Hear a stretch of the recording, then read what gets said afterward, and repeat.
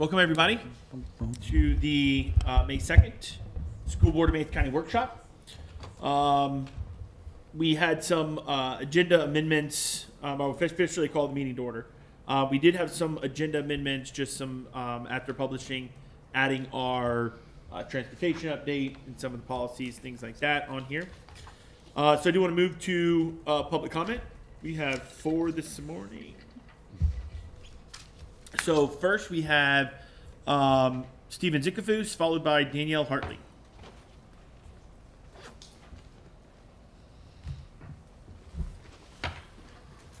Good morning. Morning.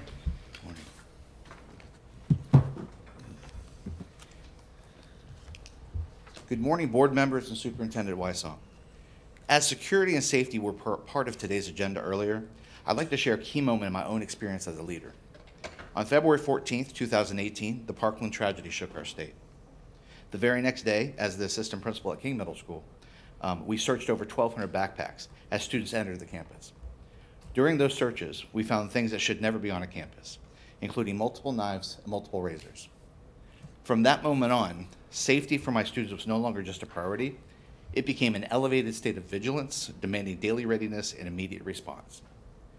We would have never known those weapons were there without those checks. This experience underscores why the Florida Safe Schools Assessment Tool, or FSAT, was mandated to all Florida schools. It's a critical step to ensure that every school systematically identifies and addresses safety vulnerabilities, so no student, whether in a district or a charter school, is left unprotected. I want to take a moment to recognize Pat Bartholomew, the Director of Safety and Security for Manatee County Schools, who plays a vital role in making sure both traditional and public charter schools across the county stay in compliance with these safety standards. His leadership is invaluable. Thank you, Pat. In 2016, the will of the voters was clear. The half-penny sales tax extension was meant for fund capital improvements, including safety and security, for all public schools. In 2016, the board also intended equitable distribution of these funds. Yet today, charter students who are public school students are excluded from the half-penny sales tax, leaving thousands of students less protected.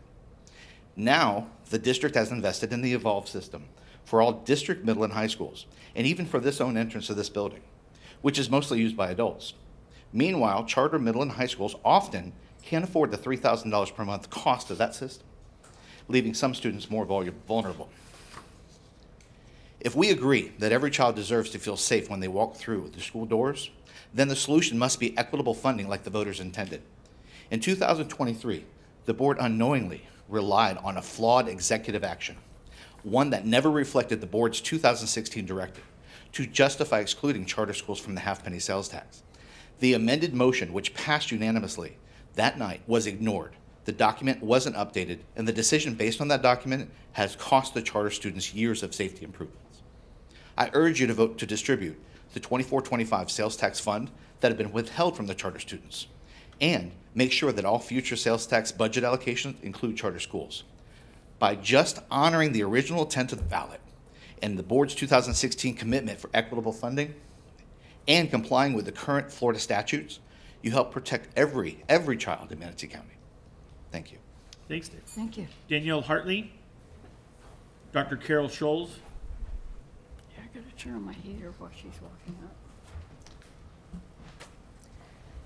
Good morning. My name is Danielle, and I have been a part of the Rowlett Academy family for 20 years, first as a teacher and now as a parent.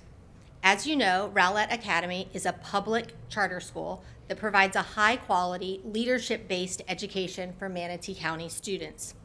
I could easily spend my allotted time sharing about all the wonderful things happening for children at Rowlett, but I'm certain you already know how valuable Rowlett is to the Manatee County community. Instead, I would like to share my perspective on the way the sales tax surcharge funds are being allocated in Manatee County.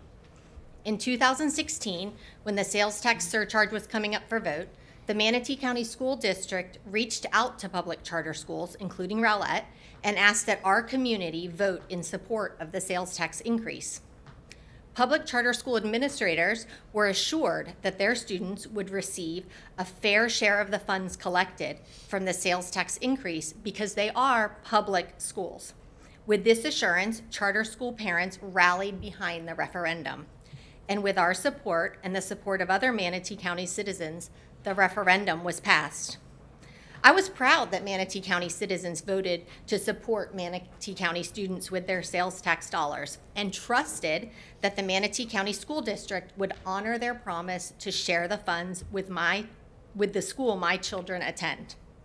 Admittedly, as a busy mom, business owner, and community member, I did not ever inquire as to whether or not the Manatee County School District followed through with allocating the funds to the public charter schools in an equitable manner. Fast forward to 2025.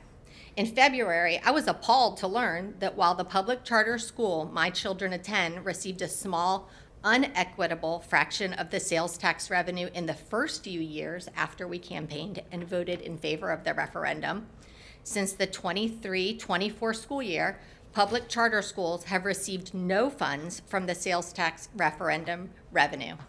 Apparently, the Manatee County School District has decided that public charter schools are not deserving of the same resources that district schools receive. As a parent who rallied behind Manatee County School District's cry for help back in 2016, I feel betrayed. The charter school community showed up with their votes, but the school district did not hold up their end of the bargain. Over 20% of students in Manatee County attend public charter schools. And these schools, which are mostly elementary and middle schools, are providing students with the solid foundation to ensure their success in Manatee County District high schools. Manatee County School District is eager to celebrate the accomplishments and successes of their high school graduates, but they are not acknowledging with their financial support the critical role public charter schools play in these successes. And this is unacceptable. Thank you very much. Dr. Carol Scholes and Michael Mears, pronounce that right? Mears? Good morning, Board and Superintendent. Thank you so much for allowing me to speak. My name is Dr. Carol Scholes, and I've been an educator for more than 39 years, working as an administrator at the State Department of Education, managing multi-million-dollar grants and contracts, but mostly as a teacher. And I, like you on the board, am a servant leader whose goal, like yours, is to assure equity and provide the best education that we can for all. I appeal to you in that capacity and as a parent of a Manatee Charter School student to consider carefully what I surmise is an issue affecting a large percentage of our public charter school students. Today I'm here to represent my daughter and the students at the Manatee School for the Arts and all 17.6% of the other public charter school students whose parents couldn't be here today. The Manatee School Board can be proud that your support has helped all of these students achieve. There are thousands of students across Manatee County who thrive in charter schools because that's where their needs are best met. The 0.5% sales tax established in 2016 and voted in by the people of Manatee County was meant to support the capital outlay for every public school serving public school students. Charter schools are public schools. And rather than an adversarial relationship, I propose we work together on this issue. Since its inception, the 0.5% sales tax has not been distributed equitably, and the money has not followed the students. Until the 2023 school year, charter schools did receive a fraction of the dollars through block grants that had to be applied for rather than an equitable percentage based on FTE, like we do with everything else. It's too late to go back and rectify that. But it was not dispensed equitably. But it's not too late to rectify it now. We can work together. For the past 2 years, 23-24 and 24-25, no block grant, $0 are proposed to be allocated. Block grants aren't an acceptable way to dispense the tax proceeds in the first place, but the proposal to receive no sales tax funding is reprehensible. The rationale that charter schools receive other funds that should replace the 0.5% is unfounded and wasn't the intent of the original rule. The Manatee School District receives many types of funds and the 0.5% sales tax, and so should charter schools. This is an opportunity for you as servant leaders to step up and set it right. I encourage you today to consider the constituents I represent, the 17.6% of charter school students and their tax-paying parents. The Manatee School District has more than $49 million in reserve. Thank you. Let's make it right. Thank you for your comment. Thank you. Lastly is Michael Mears. Good morning. This will be last and least. Good morning. Good morning to all of you. Thanks for giving me time. I will not need 3 minutes. I am not a good public speaker. I would not want to listen to me for 3 minutes. So I'll try and do a fraction. Let me tell you, though, why I'm here. I'm a parent of 5. I'm a grandparent of 13.5, which means I have a grandson or daughter coming in October 1st. And it's partly that reason I'm here. And I'll tell you what I've done over the years with my kids, and especially my grandkids. I tell them at least 2 things most every day I can. Be kind to everybody you see. You never know who needs it. You never know what kind of day they had. And secondly, look for opportunities to right wrongs and help turn things around. So I'm here more for the latter part of that. And so it turns out 3 of my grandchildren have either attended, are attending, or will this fall attend Palmetto Charter School. So I'll tell you that part so you know where I'm coming from. I've also had the privilege to serve on the board of Palmetto Charter School the last 2 years. In 2016, I was not involved with charter schools at all. But I was a little bit appalled when I learned this year, and it's really been just a couple months, that charter schools right now are getting none of the half-cent sales tax. I'm not telling you anything new. You've heard this from other speakers, you know it. And when I tell my grandkids, kind of right or wrong, I feel like now it's your chance to kind of right or wrong. For some reason, and I don't know why that ever happened, charter schools are now left out of that pot of money, and they should not be treated differently. So I appreciate you listening to me. I hope you take action. I know there's a workshop coming up on this item at some point in time. Thank you very much. Thank you. Thank you, very sir. much. All right, that concludes our public comments Mr. Chairman, for today. Yeah. can we just clarify that the workshop on this item is scheduled for May 23rd? That'll be 3 weeks from today. Yeah. That will be done in conjunction with the staff's presentation to the board on the capital budget and an update on other capital-related items. So that is scheduled for Friday, May 23rd. Mr. Dye is not here today, which is why we originally had planned to do that today and weren't able to because his presence is important. And just as a reminder, although we're not going to respond to the public comment, there was a comment about compliance with Florida law, and Mr. Dye has previously opined publicly that the district is in compliance with Florida law. I think that's an important point for the record. Thank you. Thank you. All right, let's move to our items today on the workshop. Item number 1 is the discussion regarding the amendment of school board policies, including new board policies. We have started the process. I think we voted on that on Tuesday to start advertising these. So this is our time to start discussing these policies. So, Mr. Chapman, I know you're here to help with some of these policies, so I'll give it away to you. All right, thank you, Mr. Chair. Good morning, Board. Good morning. You're right, Mr. Chair. You all approved the advertisement of these policies. There's 13 policies, and right now is the public comment period on them, and they'll be up for your approval at the June 10th board meeting. So I'll just start with the first one, and we'll run by them, and I'll kind of give a little brief overview, and then if you all have edits or questions, we can work through them. So we have 2 bylaws. First one is just a cleanup of some definitions. Pretty easy there with some definitions with bylaw 0100. The next one is a important one because maybe you'll see less of me, but bylaw 0131.1 essentially allows the superintendent to make some of these technical corrections. You know, sometimes you see a policy where, and I think you've asked me before, why is this policy in front of us when it's just capitalizing something or a grammar Date or change. yeah, something that the legal counsel that deems technical. This allows the superintendent to make that edit, make that change, as long as the superintendent then provides you with that briefing, so that you are aware of that technical correction. So that this will allow us to do that, and then this way maybe you'll see a little less of me. So that's that. But we always like to see you. Well, thank you. I was hoping someone would say that, but thank you, Mrs. Fong.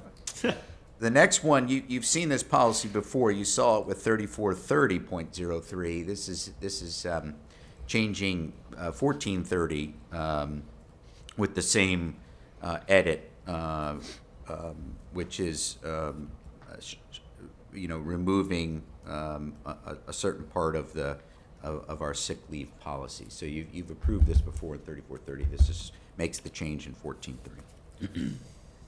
5112 again is an adjustment here. You'll see some capitalizations, but really it's that second part about kindergarten and what we deem acceptable to be accepting you into first grade. So it edits how what we use to welcome a new student into our school with what they've done in the kindergarten before they enter first grade. So that's that correction on 5112. 5330.04 is a new policy.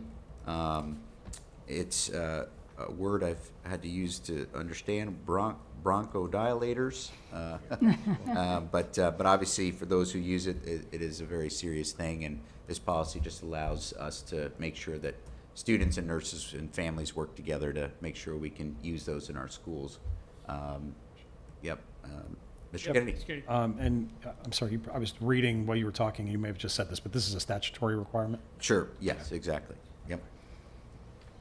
It was a House bill that modified Florida statute 1002.20. So, Gotcha. to be technical with you. Okay, wow.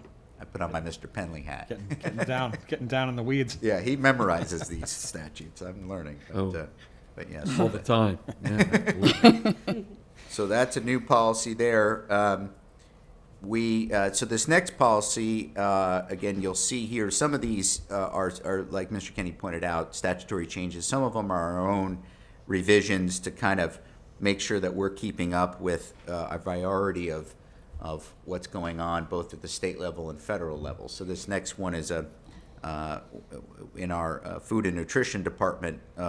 They follow this policy a lot, and they felt it was necessary to update this considering all of the guidance that's coming out of USDA and other federal departments and state departments. So you'll see a lot of edits here, but it's really to just make sure that we're keeping up with all the different new terminology and all the new things here with as we're learning more about our own diets and the way our bodies work. So this is just keeping up with that. We do have our Director of Food and Nutrition and also one of our top leaders, Sky and Regina Toma, in the back to answer any questions, but they do just a wonderful job in implementing these policies and not only just feeding our kids, but also making sure that we're feeding them in the right way. And when families have different dietary needs, we follow all that guidance. I got a question on this one too. Quick question on this one, and I didn't even realize this was. Well, I guess my question is it ongoing? At the point of sale, I'm talking to you guys in the back. I don't know if you guys want to come up. Yeah. There you go. Yeah. In the school cafeteria now, at the point of sale, when the staff member is scanning the kid through, does that allergy information come up now, or it won't until we change the policy? It does. And It does it's now. Coming up. There are some things, and I'll just go Yeah, you may want to come up Come to to the the mic mic. and get you. So you're on record. So, earlier this year, USDA came out with some things, and a lot of our policy changes are related to that. Nothing new. They just wanted to make sure that we were communicating with parents about access, special diets, if a parent had a question, who they reach out to, how they reach out to us. So a lot of it was about communication and access. Of the multi-page requirement, we met just about every single thing, except we wanted to go back and reiterate some things in policy that we do in procedure. So just to be sure that we were checking all the boxes and being as transparent as we could be. So that's the list of requirements, and there were only a handful of things that we had to make sure we were putting out there in a different way. Okay, good. Thanks, Regina. Sure. Appreciate it. So the next policy is 6111, internal controls. This was, again, a federal update here from OMB, the comptroller. You'll see the changes there in green. This next one is 7510, use of district facilities. This is a policy that is our own revisions, and I know a few board members wanted to see this policy revised, and so we've between the superintendent and legal counsel, we've come up with these revisions you'll see in purple. So I'll pause there because I know these are some edits that. And the idea here is, and I'll give an explanation, I guess, is the idea here is this is the policy that gives us the guidelines, or at least the policy guidelines, to non-school district organizations, companies, individuals who would like to use school district facilities, properties for some sort of use. And this is the policy that guides that. There are administrative procedures that guide the rental of those facilities, but this is the policy that just guides the general access and how to go about giving you the general outline. So what we've added here is to make sure that we're following certain policies that outline what groups can or cannot rent our facilities. We are essentially a government body and a public institution, and we want to make sure that we are free of any kind of political organization or political activities going on in our government facilities, as we know that that would violate statute. So we've added that provision, and then added just some other things to just shore up our legal liabilities and things in this policy. So I'll stop there and see maybe what questions you have. I don't have Granicus up board. I'm sorry. So if you got That's something, all right. just flag me down and say I don't have anything on any of the edits. All the edits look good. I do want to bring it up to the board though, and I don't know if this is necessarily something for the policy, but it potentially could be. So, and I know Mr. Kennedy has mentioned this as well as looking at facilities. And a couple years ago, we had a workshop on use of facilities and things like that. And I get a lot of feedback from the community on our facilities and the lack of openness to what the community can enter in and what they can't do. And I'm all for we've got to keep our facilities not only safe but also protect them from vandalism and things like that. Couple things though that and it's not just now. I mean, it's been my entire time on the board, so it's not just like this is happening just now. But I think sometimes the use of our facilities, especially with nonprofits, and I don't know the ins and outs of every single procedure of how to rent our facilities and things like that. But to me, some of the pricing is a little absurd. I think that some of the especially when it comes to some of the custodial, and I've had this conversation with the admin.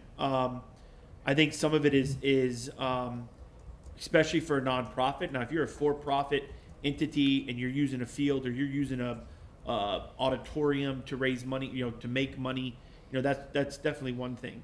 But I don't know if we need to, and maybe the superintendent can talk to this. If we already give them a break, that's one thing. We need to put it in a policy that says, especially for nonprofits, when they want to use our facilities, is something that I would definitely potentially look into. I don't know if we actually need that in the policy to say, XYZs, get breaks or whatever. Obviously, they got to show everything they have here. I completely agree with liability insurance, et cetera, et cetera. But just a thought, and it may not be something we need to get fully into today. If we don't have any kind of feeling on policy for that, this may be something else. I know you wanted a workshop before, so maybe we do an actual workshop where we can have actually things planned and show us what we do charge and how it's done and that sort of thing. But just something, we got policy in front of us. I just wanted to mention it to the other board, to you all, just to see how you all felt, if that's something that, and again, we've had this before, had some principals come in, discuss about the facilities and things like that. But I get it all the time from the community about using our facilities. And there's some communities that don't have basketball courts and tennis courts and fields around them. They have to use, or schools is really the only way. So just a thought. We don't necessarily have to make any major changes today, but if it's something that as a board we feel like we want to look at deeper, we can definitely put on a workshop. So, yeah, I'm just going to say that I would be agreeable to that because I don't know what we charge where, and I just know, when I was a teacher, I'm like, oh, well, such and such organization is using the auditorium, so we're going to not have our school event that day. We're going to have it another day because this other award ceremony is going on. No idea how that's coordinated. Any of that stuff wasn't in my league of important things. Sure. So I'd be interested in learning more about how that process goes, what we do charge, and particularly for nonprofits and stuff. Of course, but again, having been at a school, also there's also when you come in the next day to use the facility and making sure that everybody puts everything back where they got it, and you don't have to suddenly reset. Having to put on award shows myself for events, and then coming in and then having to go, okay, now they've just completely left everything in chaos, and now I have to by myself move this and that and the other, and I don't want that for our staff either. Sure. Yeah. You got something? Yeah, I was going to talk about I agree with that. It'd be interesting information to see the pricing and all that kind of stuff. And then, we get the emails once in a while about public use of tennis courts and basketball courts, and I know I've had the discussions about that with the staff, and there are issues there. But on the other hand, when I drive by a school on a Saturday morning and all the tennis courts are all locked up, right? And there's people that might want to go play tennis. And Mr. Penley, is there a statute about giving access to the public for those kind of facilities? Isn't there a statute about that? Do you know anything about that? I would have to research that, Mr. Tatum, to tell you about a statute. What I would say is that I'm always concerned about exposure to liability. Right. I can give you case after case example where, we've, not us, not this district, but in others where, you've rented out the auditorium for a dance recital or something, and somebody, real case, somebody tripped on one of the stop blocks in the parking lot, broke her leg, knee, reconstructive surgery, medicals alone were over $150,000. They didn't have enough insurance to cover all of that. Guess who had the deep pocket? The school system. That's the problem. So the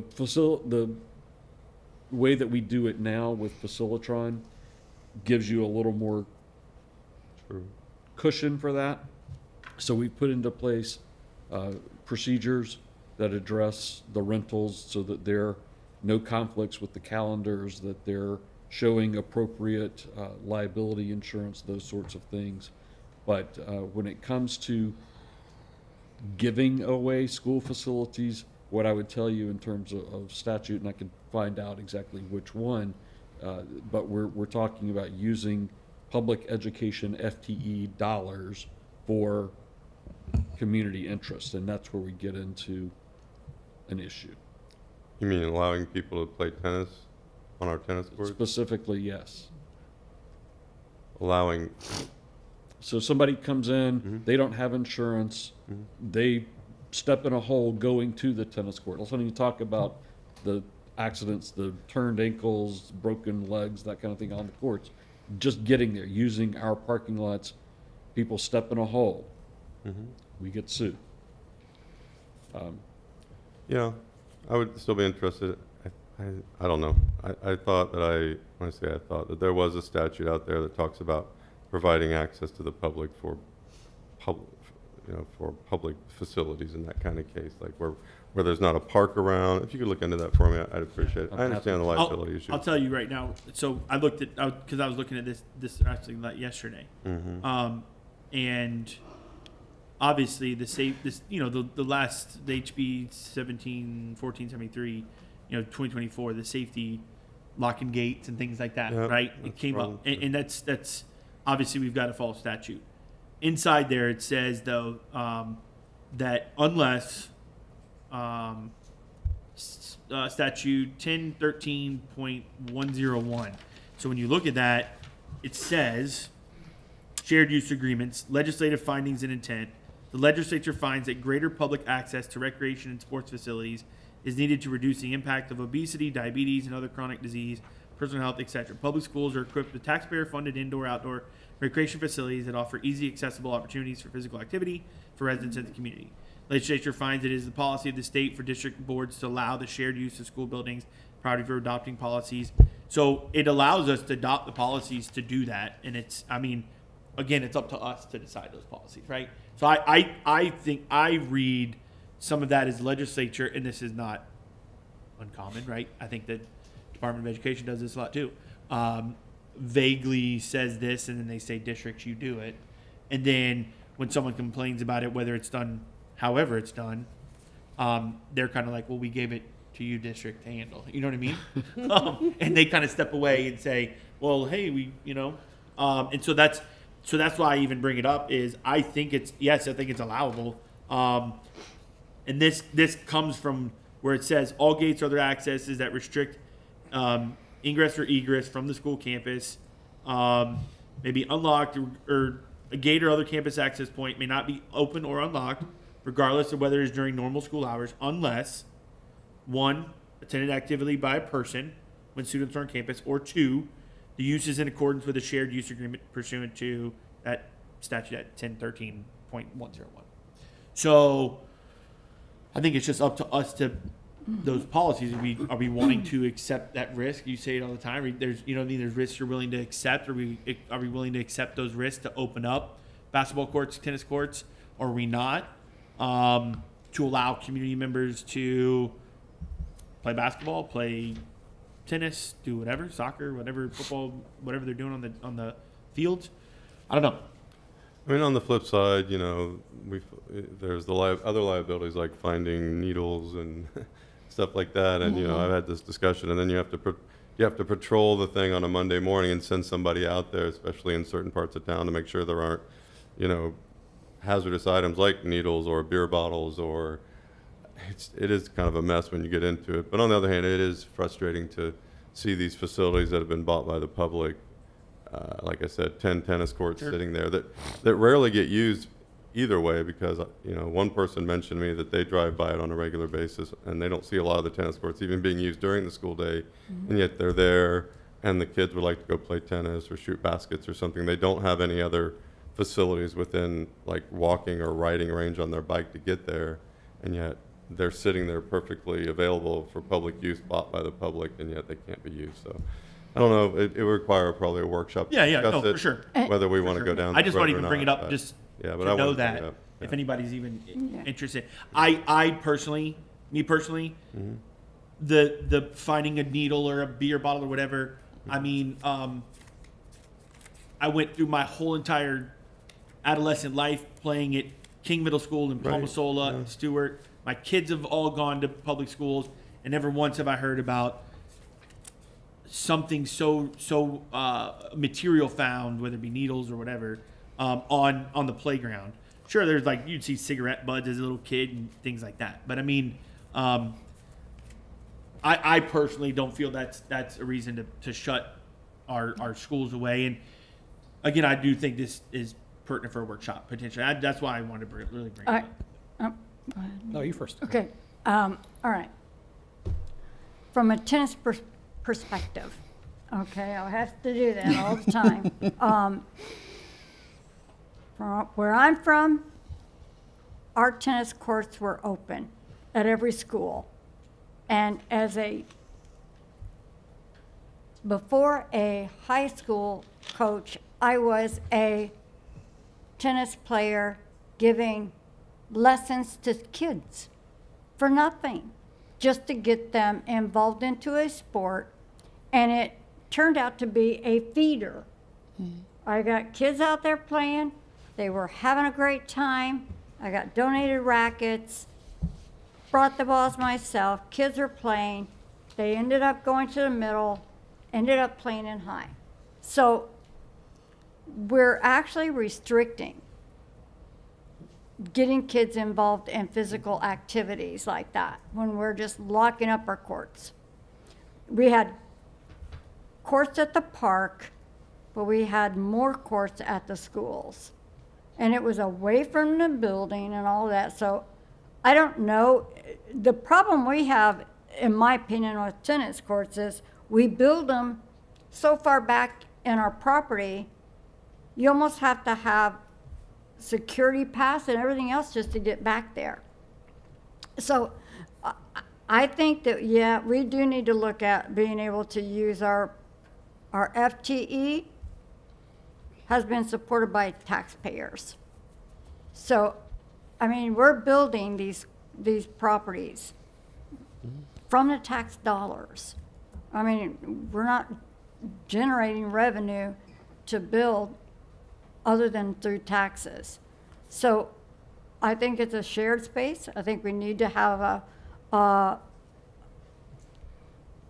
the workshop and to bring in the county and say, hey, if we open up this building, or not building, but mostly sporting, whatever, even playgrounds, I don't know, maybe it would be an option, but they would be responsible for their parks department to make sure that everything's good for us on Monday morning. I mean, we have people on our grounds all weekend, don't we? No. So, don't we have somebody that goes around on Well, security can security control. and all that, right? We don't have That looks and say, okay, there's something going on here, you might want to get somebody to clean up this space, but I don't think that we have to worry so much about people being very disrespectful to our properties. I think they would appreciate the use of it. Most would. Some won't. Most. Well, I understand that. Sure. You're gonna have that. I mean, but on a bigger scale, you know, walking and falling in a pothole. I have a scar on my knee where I fell in a pothole, so I get that. But it would have to be one of those, you know, workshops and an Sure, MOU sure. that to the public, and the communication would have to be known. You're responsible for your own safety. You know, I'm sorry about the pothole there. We'll mark it red. I don't know, but I just think that we got to be more community oriented and not so boxed in. Okay. Thank you. I agree with a lot of what Ms. Spray just said. I'm sensitive to the liability issues. That's definitely a factor. And when this first came up for me back in December, it was in the example of the King Middle School property on the north end of the property, and the neighbors have been using that. But then I learned that that's through an interlocal agreement with the county. So to your point, let's partner with the county, because that model is working at King. However, I think we kind of have a consensus here that we would like to see, you know, with the right things in place, like maybe it's just signage that says, after hours, use at your own risk. And I'm specifically thinking about properties that are easy to access from the street, like you said. Sure. And Just so on if some you campuses, Miller. they're buried behind the building. Yeah, you But like at Miller, there's tennis courts at Miller, which are right on 9th Avenue. Trying to think, Manatee L has a basketball court that is kind of right on that little side street there. That's, right on the street. So Right. and it would not be, let's just throw open the gates to every campus, every school. Like, let's be selective and Right. smart. We don't need 3 tennis courts like within a mile of each other. But to your point, we could communicate to the public that these spaces are available for the public who has paid for these And facilities. take care of it.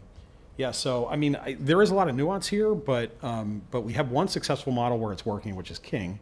I'm not sure what the status is. Superintendent Weissong, is that reopened now? Is the hurricane damage We, cleaned up and fixed? we actually, we met with county earlier this week on King, so Mr. Rinaldi, do you want to work through the specifics there? Yes, so we have as you say, a shared use agreement per 101311 with the county on that facility.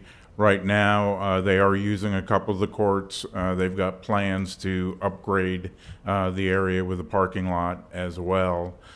So, yeah, that's a typical agency-to-agency shared use agreement in order to require them to police the property, to provide security, and to an extent make sure that the things that we don't want going on our property are not happening on that property as well. So in regards to the tennis courts, I don't believe there's a tennis court in this district that is not on Facilitron.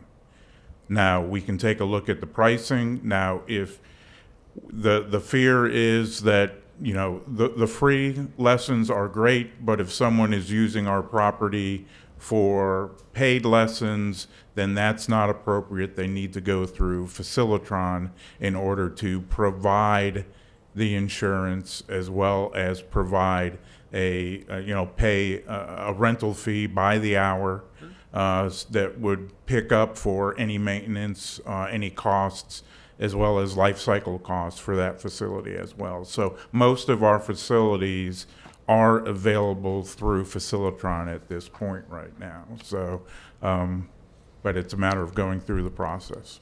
Yeah, and just to finish up, I wanted to say, we have a model that's working. We own that King property, but the county is managing it for us. We own the King property. We have actually have a MOU where they're utilizing a number of the courts to the public during the day, and then during off hours they can utilize the other courts. Okay, yeah, and just to finish up my piece, my interest and my concern was when kids are not on campus, opening things up to the public. But but I'd certainly, as has been said, I'd like to learn more about Facilitron, about our pricing structure, nonprofits versus for-profit, and because we have it's working in one place.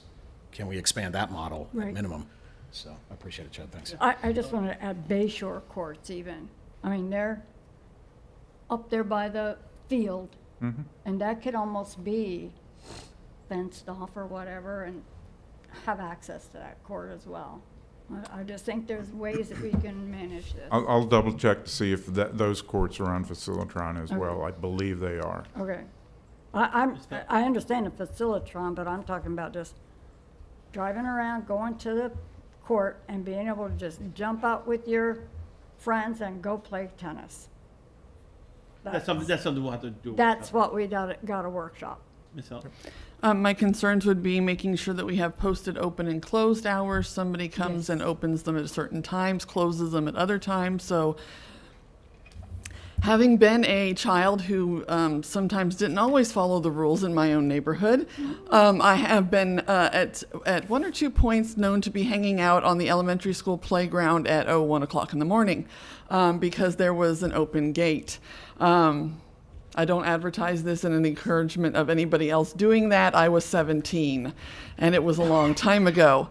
But to make sure that they're not just left open all weekend or all evening, to make sure that they're closed. And there have been other things that have been found that are much more disgusting on properties as well. And to make sure that those things are cleaned up, that somebody, if we have an interlocal agreement and there's somebody who does that and they check on that, great.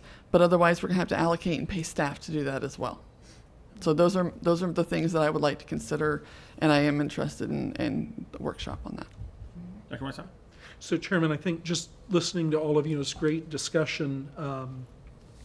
We'll prepare first in a future one-on-one briefing just to walk each of you through the status quo, meaning what does Facilitron look like, what are the fee structures, just so you have more time, to ask questions about how things currently sit. And then certainly, as a leadership team, we can build out a plan to go broader than what we do now, if that's what the board desires. Member Felton's last comment is really important. We're not currently staffed to manage this, and the comment about King Middle working well. King Middle is working well because a deputy superintendent's invested many hours in that. And so, again, on a scaled up plan, we are going to spend dollars to be able to do that. The current staffing wouldn't be able to sustain a larger scale implementation. That includes budgeting when we do have instances of vandalism, and we've had at least one this year. Mr. Rinaldi is aware of that. So we've got a budget for that, got a budget for wear and tear, but all of that is very doable. Another suggestion I was going to make, Chairman, that we can think about is the statute that is permissive, and that language was added a couple of years ago with the legislative finding in it, does not contain a liability shield or waiver.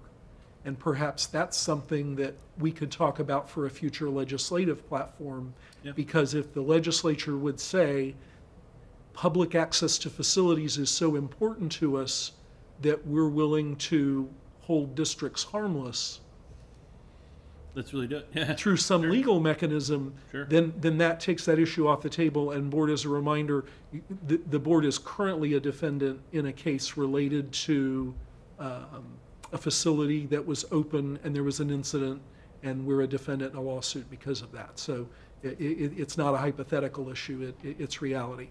But given the multi-member interest, we're happy to start looking at some options. Thanks. I think that's Good. it. Yep, okay. That was the last policy, All right, right? thank you, good, yeah. Oh, no, there's second page, there's a Oh, part I'm two. sorry. There's a second Yeah, page. yeah, I know. Just kidding. Yeah.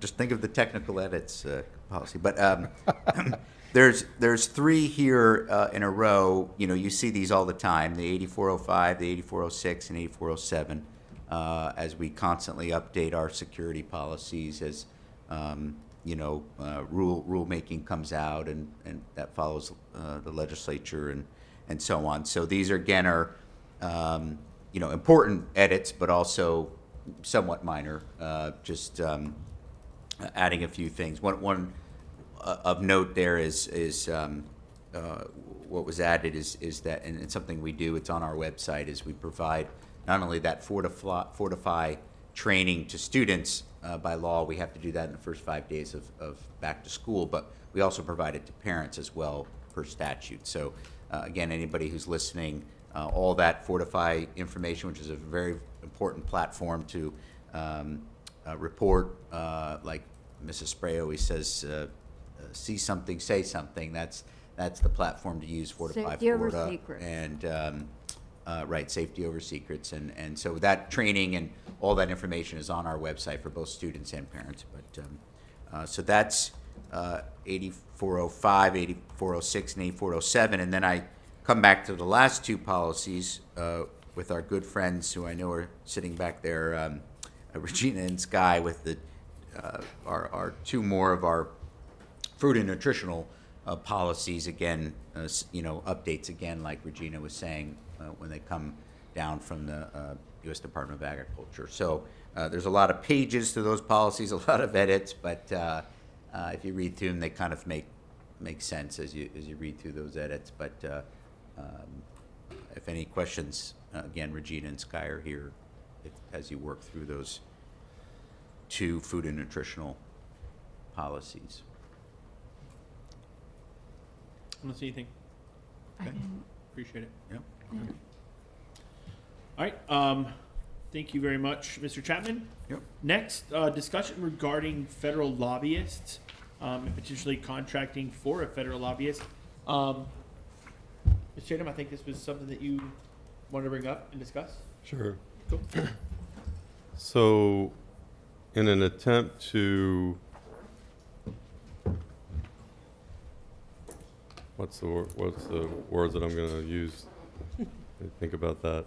In an attempt to help our disciplinary problems that we have at some of our schools and to be able to deal with safety issues appropriately. For instance, I've had principals tell me that they have students on their campuses that are a danger to themselves and to other students and to staff, but because of statutory issues at the federal level, they're unable to remove those students from campus and put them in an appropriate educational facility. So I looked into that and I read through the IDEA law, which is a federal law, and then I actually went and talked to Congressman Buchanan's office, and and they said, well, one thing you might want to consider here is if you really are serious about doing this, it's just like we have lobbyists for the state legislature. If you really want to try and move forward with this, you might consider getting a federal lobbyist because it will be helpful in your cause. And so I just wanted to bring that up and see if that's something that the board is interested in doing. I think it would help us with, like I said, our discipline problems that we have at some of our schools, and even the costs that go along with providing certain services in certain situations. So we can at least have the staff explore it. How much would it cost? What would it be about? My quick question is, does the FSBA have a federal lobbyist? I don't remember. I don't know if they do or not. Or none of our consortiums or I think anything like that do either, right? I think FSBA might. I don't remember a good them question. having it No, or not. they don't. They're just state. I mean, Danielle Thomas is there, Yeah, the one. but I Yeah. don't know that she does federal stuff. But that's something the staff could check into. You know, is there a I- consortium or something? But go ahead. Yeah, I didn't know that's what your whole mindset was on this. I've had conversations with federal elected people about students who are basically out of control, That's right. can't do anything. You can suspend in school, out school, whatever, that pose a threat to staff and other students. And I ask about how do we get that law changed? And that's the first thing they said, get a lobbyist. So I think it would we need to get state, other districts, other states involved in this effort. But here for Florida, I think we need to get a group of districts who would be willing to support taking this to the federal level, because in the IDEA grant, I read the thing as well, and we're so limited on what we can do. And it's, I think it would be worthy for every district to look into this. Because, you know, the suspension, bring him back, cause problems again. Suspension, bring him back. You can only suspend, I think, 10 days a year. And then you put them in the alternative, and then they're there for a while, and then they go back to their home school, and it's just a cycle. It's just an endless cycle, to be honest with you. And in some cases, students that display issues early on, that just gets passed from grade to grade to grade. So I think it would be something that we need to look into for not just the, our district, for all of us, to be honest, to start protecting the students who are not involved in those kind of activities, but are victims of bullying and/or physical abuse that need to be pulled out of the common population of our students. Yeah. So I would be very interested in doing this. So. Looking into it. Interestingly, yesterday and the day before, both WGCU and the Tampa Bay Times both had stories about Florida school districts spending millions of dollars on federal lobbyists. If you haven't seen those yet, I recommend looking at them. It currently states the WGCU article was published April 30th, 2025, and states that a small group of Florida school boards has spent hundreds of thousands of taxpayer dollars on lobbying in Washington, D.C. It is obvious that they're not in favor of it based on the way this is written, because the next thing says, unusual given that the money could be used to pay teachers, bus drivers, maintenance workers, and other employees. But there is actually information out there from the last 2 days about that, which I would recommend looking into it. It might help give us an idea of what's already being done because the research has been done. But it says that of the 67 districts in Florida, only 9 have hired lobbyists to work for them in D.C. over the last 15 years. And 3 of those have just started paying lobbyists within the last couple of years. So there are some out there that are doing it, not a lot. And then the Florida Trident apparently collects quarterly reports from Congressional Lobbying Database back to 2010 and added up the estimated yearly amounts. The analysis found that those districts have spent roughly $2.5 million on federal lobbying. Miami-Dade has a federal lobbyist and has spent close to $1 million on lobbying. Yeah. $1 million on lobbying efforts in Washington since 2017.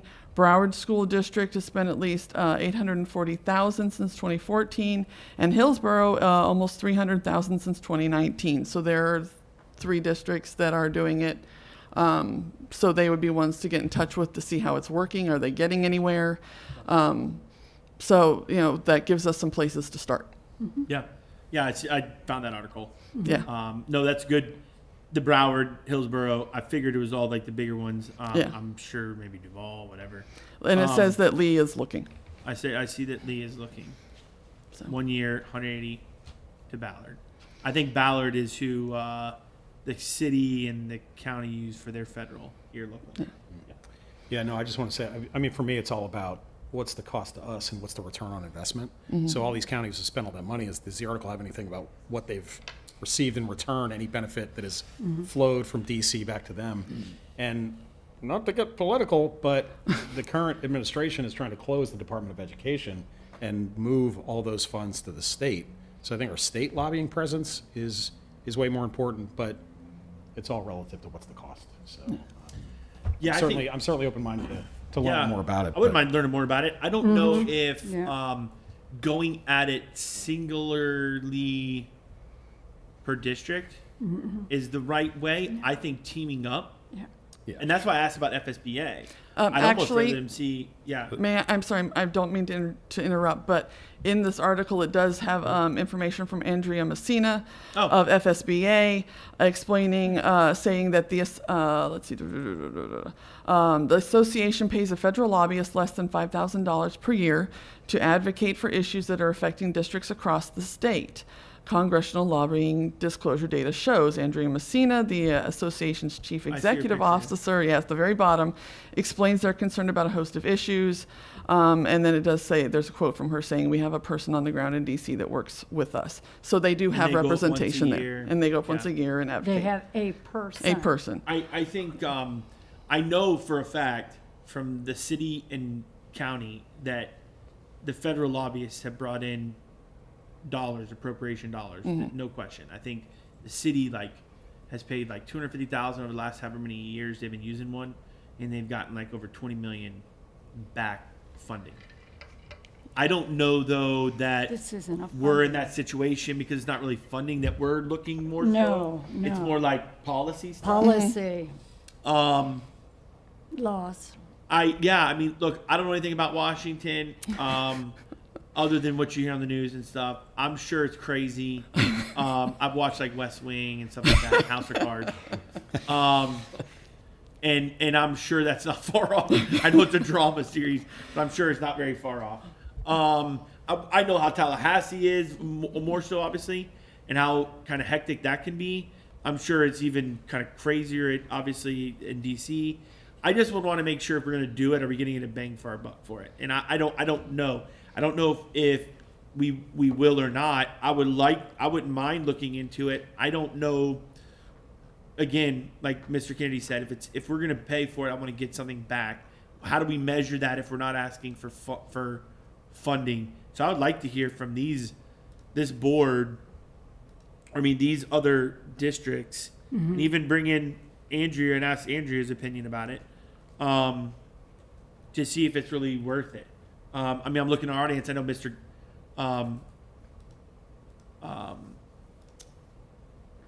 Chapman has been in DC and worked in DC. I mean, I don't know how not that you're a lobbyist, or but I don't know if you have any thoughts on particularly federal lobbyists and how the game works, since you spent some time up there in the trenches. Thank you, Mr. Chair. You had 20 years. I know I'm throwing you on the spot. Sorry. I joked that I lost my hair and morals in D.C., but so I came to the Sunshine State. But yeah, it's being I spent 10 years in a senator's office. I mean, it's a merry-go-round. I mean, people come in and out of there, and it really makes no effect on it. So I know how the lobbyist game works. I don't want to. I can be negative offline or positive offline, but it's really a matter of. I mean, let me put it this way: we do have a very high-ranking congressman who represents this great county, who is incredibly influential, and so really, a letter from him or his staff calling federal departments and things like that is much more powerful than someone who's hired to go in and do it, because just from the inside, that just is not really quite how it works. But so again, I don't want to speak for the board, but we just have a great asset here with the congressman. Our Senator Scott is also gaining influence. So it's really the Senate and office high-ranking members have more sway on, especially if they match the administration's party, definitely have more sway in getting things changed, getting actual real meetings. But that also takes a lot of work. Like the superintendent always says, we only have a certain amount of time during the day, and we're dealing with other issues, so it does take a lot of time. The county has hired now several internal government affairs people to specifically go out and do this.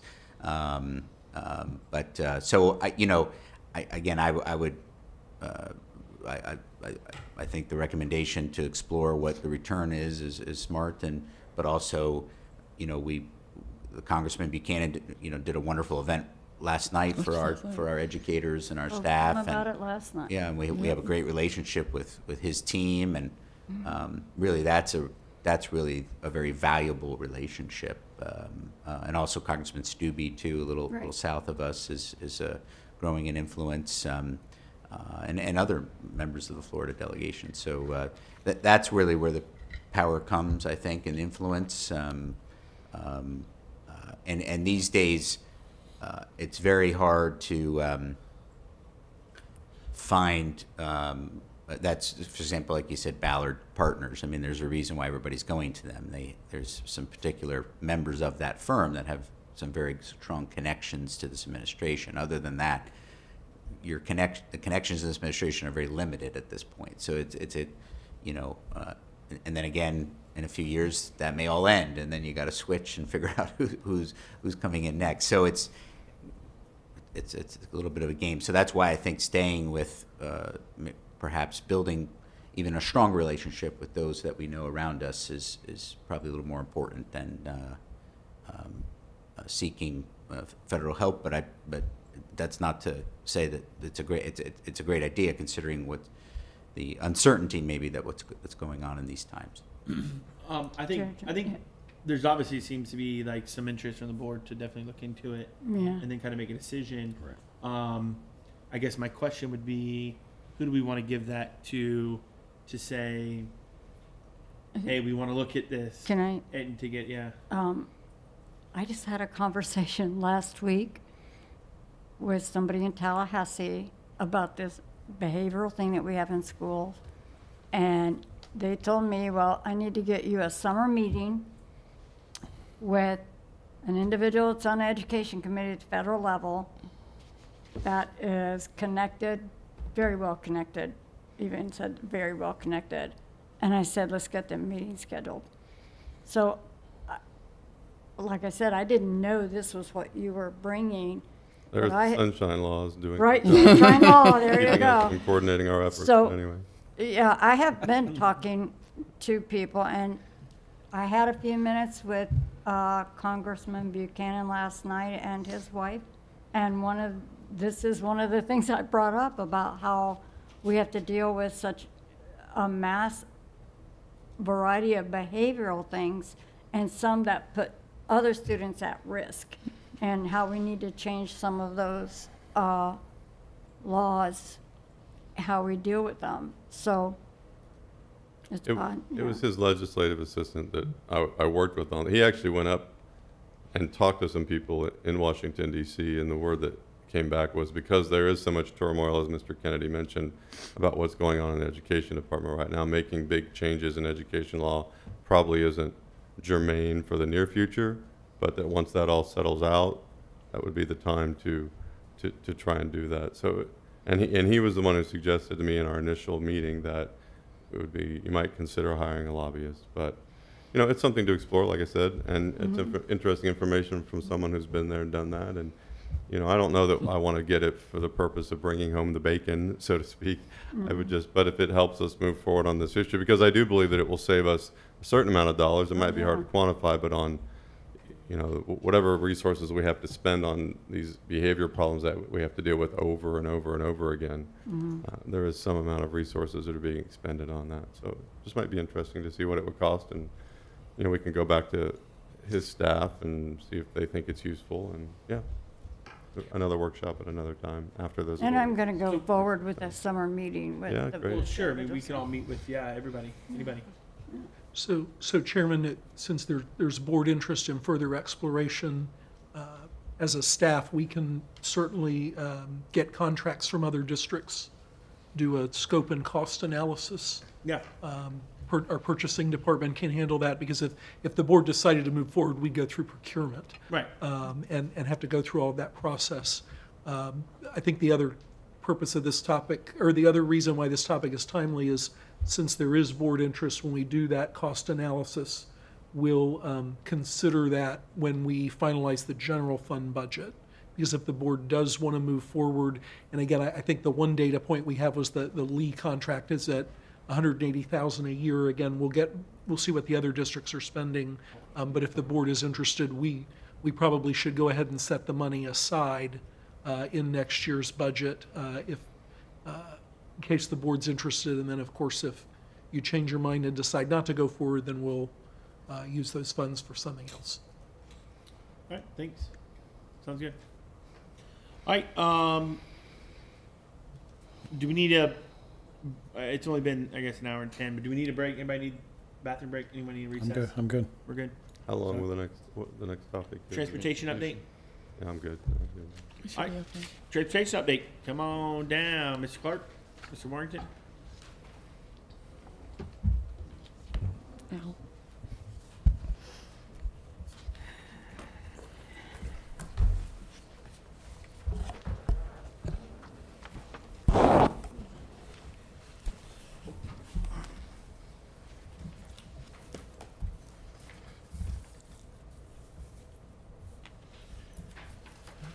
Good morning, Chairman, board members. I'd like to thank you for giving us the opportunity to give you an update on transportation. I've got Mr. Jamie Warrington here today, our director, and I've got Mr. Willie Clark, our executive director as well, to give us a brief little overview, and all three of us are available for questions afterwards as well. So I'll turn it over to Mr. Clark right now.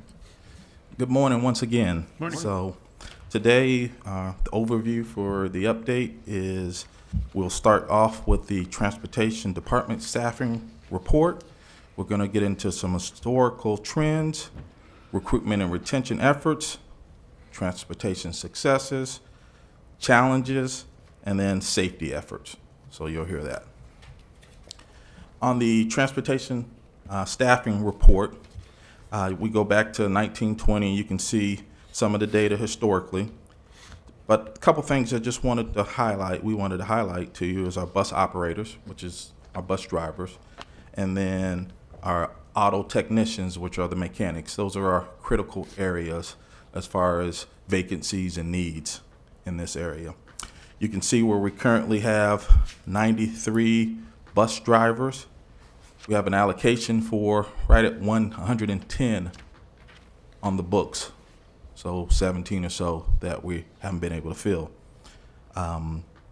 That can affect our efficiency and making sure we're timely.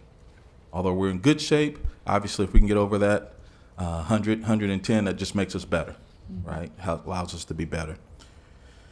The auto technicians, you can see down at the bottom there, we currently sit at 5. We have an allocation of 12. You know, those technicians, mechanics, I don't know if you've looked under a hood of a car of late, very technical, right? You can't just go under there and change the oil out, right? You almost have to hook it up to a computer just to even change the oil, something we used to do. Well, these technicians, they're doing oil changes, tire rotations. And then we also have a mandated within 30 day safety inspection we have to do on all buses. So that's within 30 days we got to do a safety inspection constantly. And those inspections take about 2 hours to complete. So time consuming. So having an adequate number of technicians is critical. I want to thank you. Good question there real quick. Any idea about why the number of technicians went down so significantly over the years? I mean, there were 3 years of 18, 18, 18, and all of a sudden it goes to half in 22, 23, and now we're down to, like a quarter of what we used to have. I think it's a combination of retirements and aggressive competition by some other municipalities, but mostly private individuals. And I mean, we're talking at some point we probably have differences of $4 to $5. Wouldn't you say, Jamie, between what a private company would be offering for a diesel mechanic versus what we were presently offering. And as you know, with the recent Ask Me contract, we took a good chunk out of that, trying to make it good to come back to public service. But I would say in 1920 we did see a number of retirements. Some of our older workforce had retired, and then the intense competition we've seen. And that's not unique to Manatee County. That's surrounding districts around the state as well. You hear that same conversation. It's the pay. But we took steps to alleviate that. Retirements and competition. Okay. Right. I was curious if there was something I was missing or it was just that. Yes, sir. And that'll come up again here shortly, too. So on the next slide, kind of continues with some of the historical trends. Just a couple things want to note. You see the routes where we have 95 and then the 7 vans. That's about the last far right part of the table there for 24, 25. We added those vans, started adding them for this year. Last year we did added one, and we saw how beneficial, and that just allows us to, those vans allows us to get to those areas that are very isolated, right? On the island, if you have one kid at the far end, taking a bus down to the island and trying to work its way back is challenging. Those vans can navigate those streets a little better, so we've been able to make the adjustments, and we've saw that help us to be even more efficient. The chart, as you look down, that those hot pink items on the far right, those are, be tabulated at the end of the year finally. So this is kind of some areas we don't have the data now. We'll have it at the end of the year, beginning of next year for you. But that kind of gives you a feel for where we are. Want to highlight the last year, 23-24, for miles driven, over 2.3 million miles driven. Right, that's how many miles our buses traveled last year. That equates to roughly 13,000 miles a day that our buses are transporting students. If you think back, most of us drive 20,000 miles a year. So in 2 days, they're driving what we drive in a year.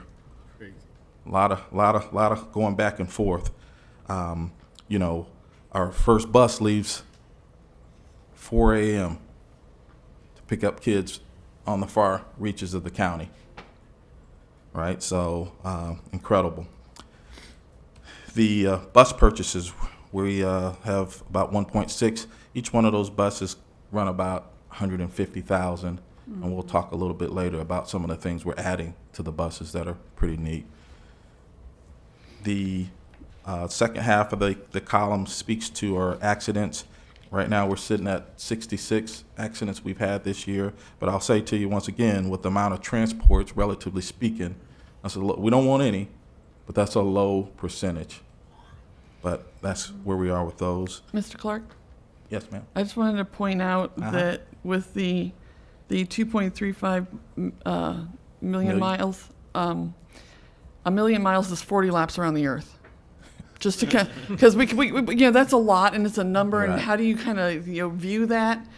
But I just wanted to kind of drive that home as to how far that really is.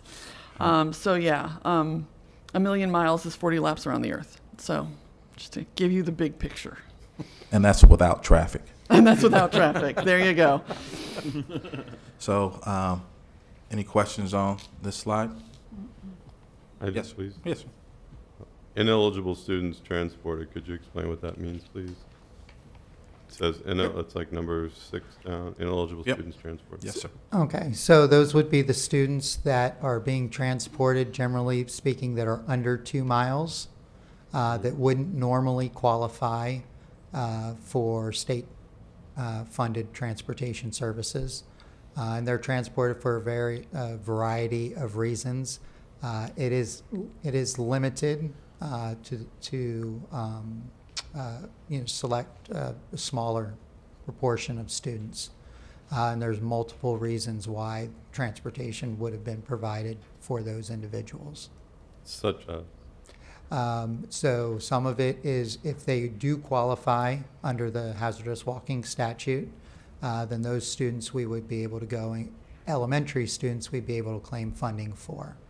We try to apply those same statutory provisions in the hazardous walking to all students at all grade levels. Some were also administratively granted permission community-wide in years past through one mechanism or another, and we've just been doing it ever since. We scrutinize when those requests come in. We do a hazardous walking review. So ineligible just means that normally, because they're inside the 2-mile ring, so to speak, but they might be eligible in some other circumstance because of walking hazards or something like that. Well, but keep in mind, the walking hazards, it's only for elementary students. Okay. So if we have an area that our safety department is not comfortable with, then we'll go the extra step to provide it for a middle school or a high school student, just because it's the right thing to do and from a safety perspective. So we don't get funded for it, but it's the correct thing to do. Safety first. Yes, sir. Okay. Thank you. All right. Good morning, board. Dr. Weissong. Appreciate appreciate the opportunity to come before you today. On our recruitment and retention efforts, we've pretty much consistently been having job fairs about every month and a half. They've started applications and interested parties have kind of dwindled a little bit the last one or two times that we've done it, which is normal for this time of the year. A lot of people think that, summertime, they're not going to be looking for bus drivers or anything like that. Please rest assured that that is our heavy recruitment month in transportation over the course of the summer. We will continue to recruit new talent and new applications and train throughout the course of the summer. As was previously mentioned, we thank you for your strong support of the recent ASME approval. That will definitely, I believe, going to be a big factor in changing the number of people that are interested in coming to work in Manatee County. I think that it's a really good sign, and based on some communications I've had with some of the other directors, it does position us in a very good position regionally where we're at. So we do appreciate your support and the efforts that everybody involved, including ASME, put out to be able to get that done. We began. Quick question. Yes, sir. And maybe you can't answer this and somebody else can.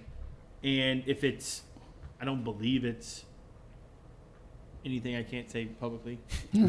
Oh, you'll say it? You're fine. Sheriff, I got his number on my Just phone. be prepared. I might have to stop you here. Go ahead. It's about when, so when, you just said we're positioned well, which obviously means, hey, we could go recruit some people from other places, which is a good thing, for us. Do we accept years?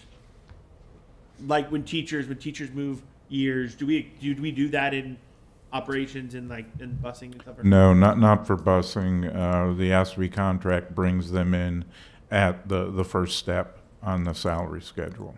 Okay. So that's something from negotiations in the contract. Okay. Cool. All right. I didn't get in trouble. Perfectly fine question. Good. Thank you. Excellent. So shortly after the winter break, we instituted a new program kind of under a trial run, our Aid to Driver program, to where we targeted our bus attendants that have been working for us for quite some time, who expressed interest or hesitation on becoming a bus driver. And in most cases, those attendants, when we approach them, they'll go and say they're just afraid of driving such a big vehicle. It's not the students, they deal with that every day. It's just driving the big vehicle. So we created a program to where we have an interest meeting with those that are interested, go over some of the highlights of what would be involved should they decide to do it. And then we actually take them out into the compound. We have a small obstacle course that we allow them to go ahead and to experience driving the bus and maneuvering the bus. And so far, we've had 12 interested individuals, bus attendants that are somewhere in the process of becoming a bus driver, with 2 of them having already completed their training and are currently on routes now. Awesome. So we are very excited. That was a successful test pilot, and we're going to continue to do that. Those are individuals who already have a strong grasp of how the department works and the operational aspect of what we do. And it's been very, very beneficial. And I've had 2 other districts approach me about how we did it and what we do.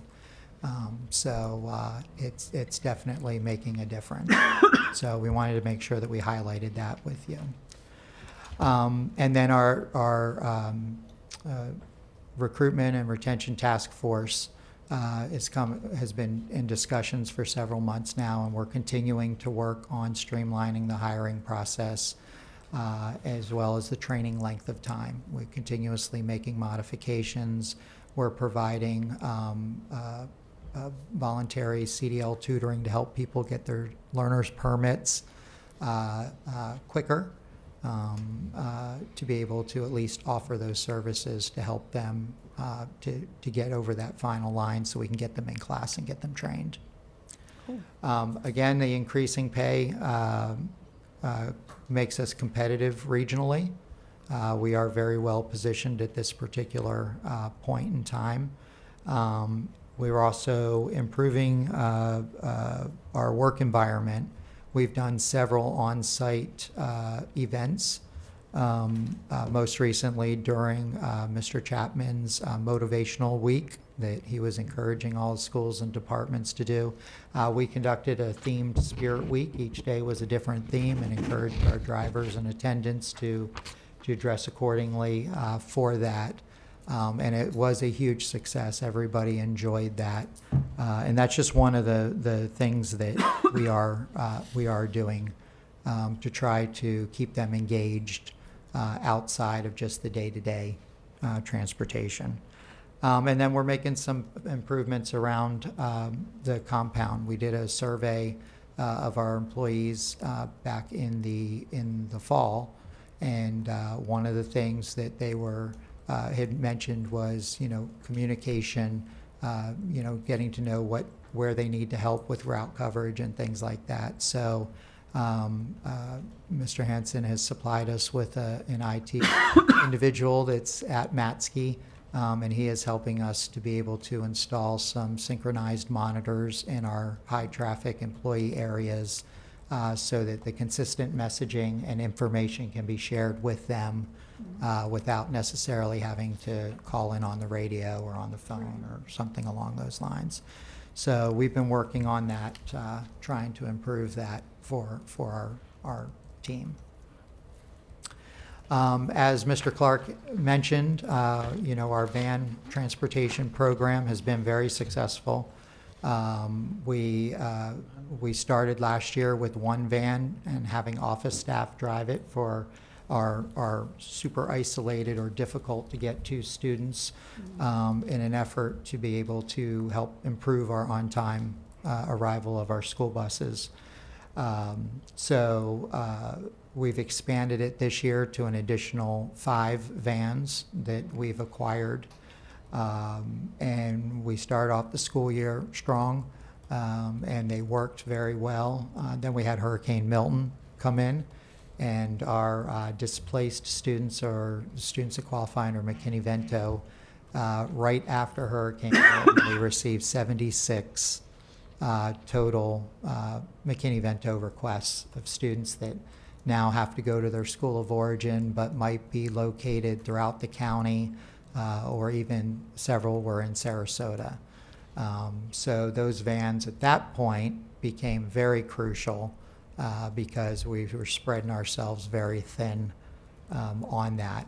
But, right now those vans are serving 21 different schools within the county. And they're transporting some ESC and geographically isolated students, but the majority of them do seem to be at this point Project Heart, which is very fluid. Somebody can become homeless, and 2 weeks later, now they're not homeless anymore. So those drivers are well aware that those routes will fluctuate daily, and we try to compensate as such. And then we did equip all the vans with the same equipment that's on the school buses. There's cameras to monitor the students as well as the staff. And there's also the tablets with the student scanners that are on the school buses are also installed in those vehicles with GPS tracking as well for the parents. So a very successful program. We are looking to hopefully be able to continue to expand on that, especially as this county continues to grow. I have a question there real quick. Yes, sir. So interestingly, I was out visiting somebody, literally that person's property abuts up to Hardy County. So as far as you can go out in the county, it's off of Taylor Road. Yes, sir. And so it was in the afternoon, and he's like, I want you to watch something. I'm like, because he knows I'm a school board member, right? I'm like, all right. So he goes, at 3:45, this yellow bus is going to come screaming by my house at like 45 miles an hour. And sure enough, at 3:45 in the afternoon, whoosh, it goes going north on Taylor Road. And he goes, now watch, there's going to be another bus come the other way about 2 minutes later. And sure enough, about 45 miles an hour on this dirt road, whoosh, this yellow bus goes by. And I just thought, that's interesting. And so when I look at this van situation here, I don't know who it is that we're transporting out there, but like I looked at the distance from Hale Middle School, I just did a little Google map search here, to this person's address is 26 miles one way. And we watched, they dropped off 2 kids.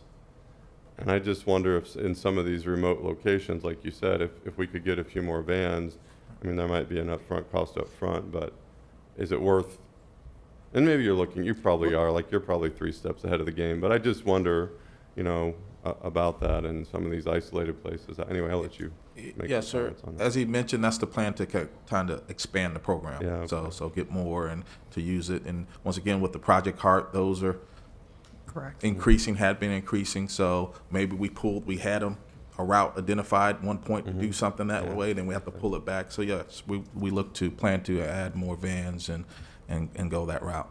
And you might just mention it didn't look, the speed that they were traveling out on that dirt road didn't look very safe to me, and they were just So that was Taylor near Wauchula Road? yeah, Taylor Road off of 60. When you go off of Yes. 64 that way. We will Yeah. take care of that. Okay. Yes, sir. The other question I have about that out in the eastern part of the county is, do we have hubs where like groups of children come and then we drop them off rather than having to drop them off at individual right in front of their houses? Or are we legally required to drop them off in front of their houses, or how does that work out in that area? So that is basically based on safety. Okay. Okay, typically out east, especially in that area, very rural. Yeah. If there's ditches on the sides of the roads or something like that, then we're going to pick up that student at their driveway so that they're not having to walk in the roadway, down the street. It really is a case by case where there's a population of homes and stuff like that, and a safe way for those students to be able to get to it. Yes, we try to minimize the number of stops. Every time we stop, it's wear and tear on the brakes, and as that, and every time we stop, it adds time onto the already pressed routes. So we condense where we can condense, but I won't sacrifice safety. If we have to stop at their driveway, we will stop at their Safety first. driveway. No, I understand. It was just, was it on our legislative agenda last time about, it's just if people choose to live 26 miles from their school, that's fine. You want to raise your kids out in the country, great lifestyle, but the idea that then we are legally required to go out there and literally do a 52-mile round trip with a yellow bus to take their kids, that's not reasonable. And maybe it's a legislative agenda item. I think it wasn't last year, maybe it was 2 years ago, that we did something like to expand, instead of 7, like a van, we made it to like maybe expand that, make it bigger. I want to say we did something like that. Well, yeah, we could try and have more vans. I'm just saying though, it would be interesting It if would be you, like policy. yeah, like a statute change that said we're going to draw a 10-mile circle around the school. That's as far as we're going to go. So your job is to get your kid, here are some hubs on this circle, right? I got You just got to get your kid to this hub, because we're not driving any farther than, literally 26. As I was standing there watching, I'm like, man, if someone did a 52-mile round trip in a yellow bus to take 2 kids to this address on. We have, when it's not if it's a school that the student is assigned to based on their boundary, we're restricted in terms of how far we can make them go to a bus stop, et cetera, et cetera. Right. But if it's a voluntary assignment Right. at a school site, there is that flexibility. If the district as a whole, ever decided to go that route. But these are the nearest middle schools, and the same, I looked at Mona That's Jane the too. issue right Those are there. the nearest middle schools. Yes, sir. And even Myac Elementary is like 15 miles away, so that's a 30-mile round trip. Anyway, Yes, that's just sir. something we might consider as a Yeah. legislature. And those are our routes that start early, Yeah, early in they the do. morning. 4 o'clock in the morning. Right. Jeez. Yes, sir. Thank you. That's all I have. Thank you. A couple things that we also have to keep in mind that some of these folks who live that far out, they're on like third generation farms, and you know that's where they're at. Or we have our farm worker kids who that's where the job is. So you live where the job is, and I have found even in town with some of our low income families, they don't have a vehicle to transport kids, and it's going to be the same for folks who are way out east. They may not have a vehicle to transport kids to a hub. So those are all different things that we have to keep in mind as well. Yes, ma'am. A new program that we utilized this year that the district rolled out is the Let's Talk program. So just a little bit of data on that. We started it back shortly after August 1st. And as of the 18th, we fielded 14,595 what's called dialogues. Of that, 91% of those came through the phone, but 9% came through electronic means, either the chat feature or the email feature that's currently on the Transportation Department's web page to be able to do that. My staff is thrilled. They are it's been very beneficial. We've gotten ourselves into a routine now for making sure we keep up with it. So it's been very good. Just real quickly, we've been doing some maintaining and monitoring our buses and are getting into school. Mr. Clark provides an update to Cabinet. We are continuously improving on that and trying to address the issues that come visible during those weekly reviews. We're continuing to explore our bus hubs. So currently now we have a few buses that park at Lakewood Ranch High School. We have 10 buses that park at Parish Community High School. And we have what's called wet fueling, and that's where the mobile fuel truck will come by every other night and top all the buses off. This helps to save from the buses having to come all the way back to Manatee. We continue to explore additional off-site parking locations that will help to reduce the amount of time that the buses are on the road, what's called deadhead miles, to be able to get out, to be able to pick up their first student in the morning time. And we've been collaborating. Mr. Penley in Construction Services and myself have gone out and looked at several county properties that are being utilized that we may be able to piggyback and share with them. And then I can give you a real-time update on that. We met with the county, and you don't even know yet, but we met with the county Guess what? yesterday, and our ask was about a 4-acre site, with the thought being that we'd be able to house close to 50 buses, as well as a little bit over 100 vehicles for those drivers who come in and pick their buses up, and the aides that are assigned to those buses as well. And we identified 3 sites on Dam Road. One of them they're very interested in allowing us to use. So the dialogue is real time right now, and I'd love to say that we may see as early as next school year that we will be utilizing a kind of a remote site out there off Dam Road that's going to be very helpful. That's Yes. Dam Road is out east. Yes, Yeah. out east, yeah. And then, I mean, have we talked about potentially with some of the new locations that we have? I mean, obviously, we could just park buses in a parking lot at the new elementary school up north. Right. Like Or Artisan Lake. Lakes. yeah, Yeah. you know what I mean. So you could in Parish Community, whatever. Like you could park those, but you're talking about on Dam Road to have an actual like facility, like mini. Well, no, I mean, we would have a temporary parking facility. We wouldn't be Okay. paving it. However, the county does have fuel out there as well. So, I mean, the big issue is we can park the buses, but they typically need to be fueled every day, if not every other day. So doing the wet fueling is a little more costly. So if we can, partner with them to use the fuel that they have out there. And I'm sorry, do we have anything up north currently? No, we're using So Lincoln Parish Community High Community. School is what we're using Okay. right now. Okay. And then we do park buses at Lincoln, behind across the Lincoln there. What Yeah. about King? Do we park any out at King? Is there spots out at King at all? Only the bus loop itself. Oh, the bus loop and stuff out there. To be able to park the buses. Lincoln, and we have a whole parking lot in the back of the school. And then the bus loop at Parish High School is rather large. It's Right. very large. Yeah, it's- And so the buses are positioned in such a way to where they're not impeding the day-to-day operations of the school. Okay.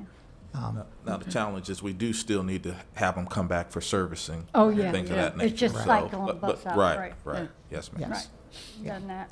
Yeah. So those efforts will continue to continue on. Of course, some of our challenges that we've had are bus operator and technician shortages. Our bus drivers, yes, we could still probably use 10, 20 additional ones. Right now, we're trying to focus on our technicians. We are pretty critical in that area. As we previously mentioned, we are currently outsourcing some of that work to be able to keep up with or try to keep up with the repairs that are needed and the inspections. So we'll continue to actively try to recruit qualified technicians and get them to come work with us. And one of the things we've done with the White Fleet, with the lease program, with Enterprise, we've been buying the maintenance contract on those newer vehicles as well. So they would go to Midas for an oil change and things like that, so that our staff could focus on the yellow fleet. Yes, sir. Of course, traffic congestion, road construction is always a problem and seems to increase. We have our normal choke points, the island, of course, and Longboat Key, Cortez Road. All of the bridges going over the river tend to get backed up during those peak times where our buses are trying to get on to the other side of the river. You could pretty much just say everywhere. Just everywhere. It does seem like all the major arteries have either construction or Or just too many demographics. cars for the infrastructure that's there. We divert buses as best we can in our routing strategies, but there's some cases where there's no way to avoid State Road 64 or 70. We're just going to have to utilize it.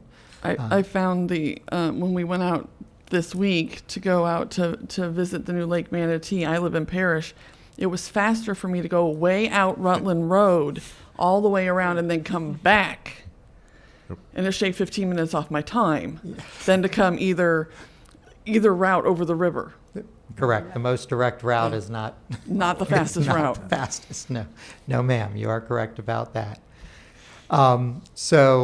Additionally, we've seen an increase in our special transportation requests, our ESE students, especially the isolated ones, and then, of course, Project Heart and our alternative education students that tend to be spread out a lot more than your standard bus routes. And of course, everybody in the district and this board's well aware of the extremely rapid growth of the community in general, especially north of the river and out east. We've been working with the developers to pre-establish in the design plans where the bus stops would be, so they build it into the community layout. But they're going up faster and opening faster than us and the infrastructure can keep up with them. And then, of course, our Could I- student. Could I say something about that real quick? When they're developing out there, and the county is also planning for their transits, is there any opportunity that we can kind of tail on to where their transit bus is? Just, you know what I'm saying? You see all these little covered areas all over the place. I mean, we don't need that, but at least have the same region of, if they're gonna plan a bus stop for the county, why can't we have that for the school district to be kind of right there at one spot? So generally speaking, in those areas where we have the extreme growth, MCAT does not provide services that far out. I understand, but I think north. they're planning Yes. on doing that. That's Yes. what I'm saying. Now is the time to say, hey, MCAT, are you planning bus routes out there? And if you are, where are they? I know they're gonna be more on the, Main road. main roads and all of Yes, that. ma'am. But, you know, the main road might just be right by a neighborhood. Well, Who but knows, now we've been working with MCAT too, where we've had some issues with their bus stops and the characteristics of their riders versus our children. Oh, I So understand. we've Right. and they've actually the issues that we had, they immediately addressed it and helped us with it. So when it comes to where they're planning a bus stop, a lot of times we want to make sure that maybe we've got a safe distance away. Right. That's what I'm As saying. well. At least that, because you gotta have that separation. Yes. And I understand that. Yeah. Yes, ma'am. Okay. Okay. Some of our safety efforts, you'll start to see these in the fall when we get our next round of new buses in. We do have 4 of our new buses are going to have lighted stop arms as well as lighted school bus insignia. A lot of school districts have started doing this. It's very beneficial, especially out in the rural areas where there's no street lights. And early in the morning, they're incredibly visible LEDs to really signify that it's not just a commercial vehicle, it's an actual school bus. So we're going to try it on 4 of our buses that will be assigned to our out east routes and be monitoring, see what kind of feedback we get from that. And then looks to expand that moving forward. There are several surrounding school districts that have them on a couple of hundred buses already. Updating our routing software. Of course, we're looking at some new software, some new hardware. Our current system has been in existence for several years, so that will be coming forth here in the near future, which will help with our efficiencies, as well as provide some much-needed additional safety features for our drivers to be able to handle and manage those buses. As previously mentioned, we do have cameras on board. We have 6 internal cameras inside of every single bus so that we can see all aspects of the interior.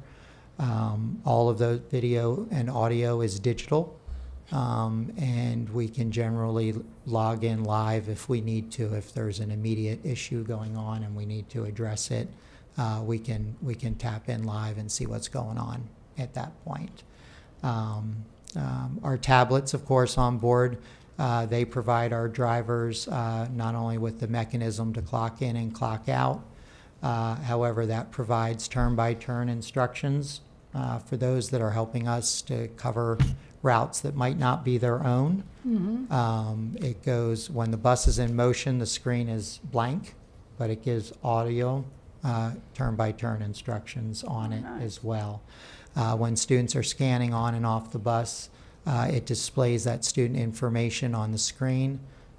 In green if the student's assigned to the bus, red if the student is not assigned to the bus, to help the drivers make sure they know they're getting the right students on the right buses.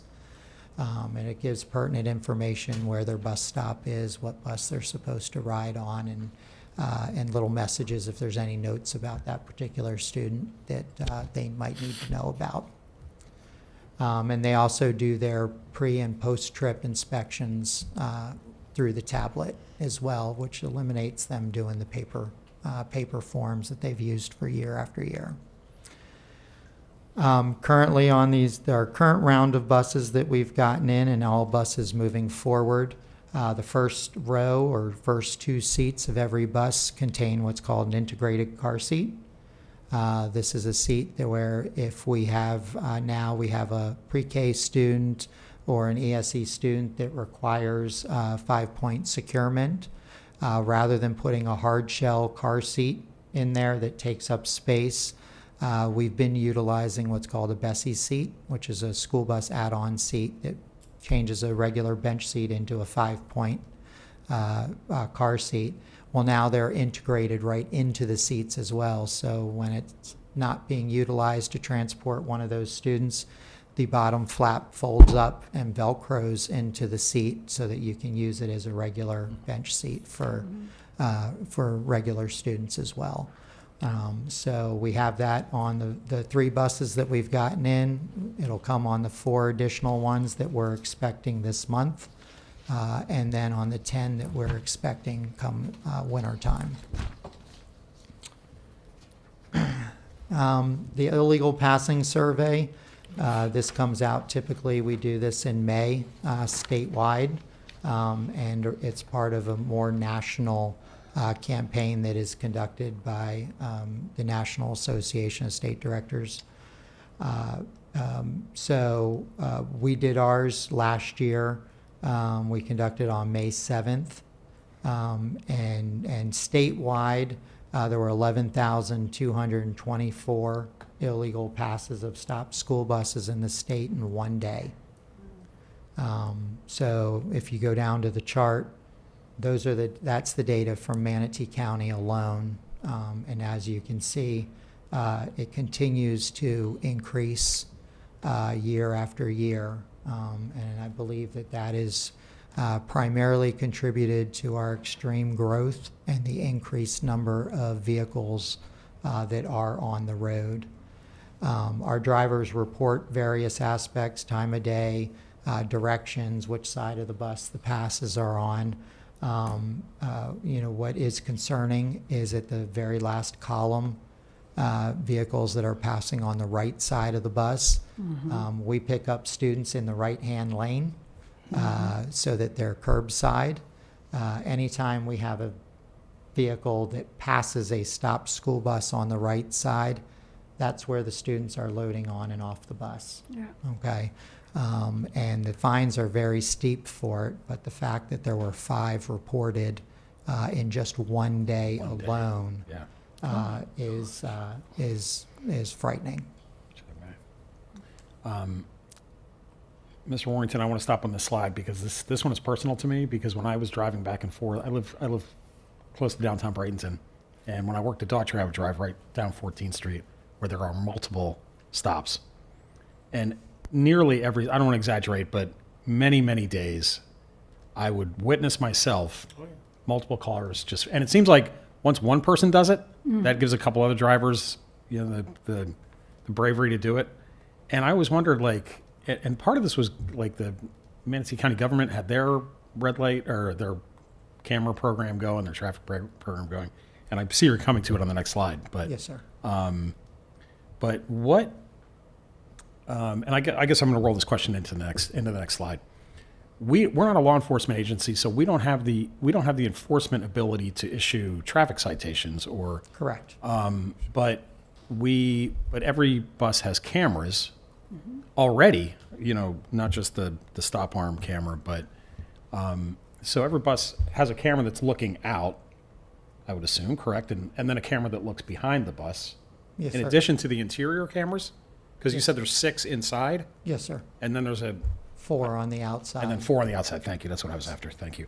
So, what kind of drivers do now, in the moment, or in the school year that we're in now? What can they do now? Do they have the ability to report if they're stopped and children are loading and I know they should be focused on the kids, but if they have an aide with them, for example, can the driver call, maybe not 911, but call the non-emergency number and say, hey, these cars just flew right past me? So what we ask them to do is to radio that in with as much information as possible to our dispatchers. Okay. And then we call the law enforcement or the agency that's got jurisdiction over the roadway. Yeah. But oftentimes, if it wasn't witnessed by a law enforcement officer, they're not going to act on it.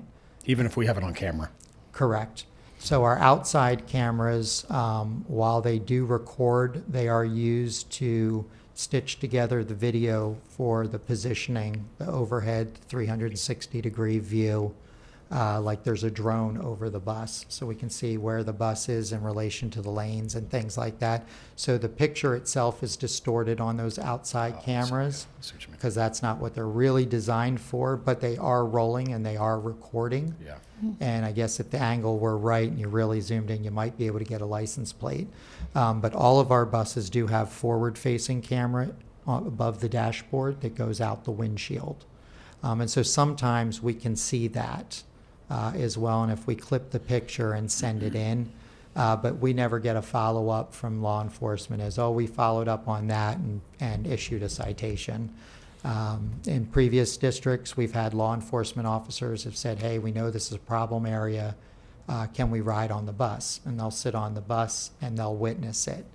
Or they'll radio ahead to a group of cruisers sitting down the street, white minivan, you know, and they'll go and nail them down there. Yeah, they could sit on 14th Street West Yeah. all day. Well, that's what I think it is. All day long. I think it's a lot of like people don't know, like the sheriff usually puts out something at the beginning of the year, like on like social media and things like that. Right. But they don't know that. I mean, I think it's kind of obvious if it's on that same side as you, double lane, and you're next to it. Like, come on. But it also, like, if the interstate, I may be wrong in this, but I think I'm right. On like 41 where it gets deeper, if there's no actual median there, you still should be stopping coming Absolutely. opposite, and nobody does that. Yes. Sometimes you see it, but yeah, that's even That is that's very, even, very- that to me is less egregious. I mean, it's still a violation. Because you're like 3 lanes over, 4 lanes over. But yeah, that happens all the time. But yeah, where there is no median, like Correct. between Cortez and Correct. 53rd Avenue, Right. where you've got some if of you're those. down by like, you know,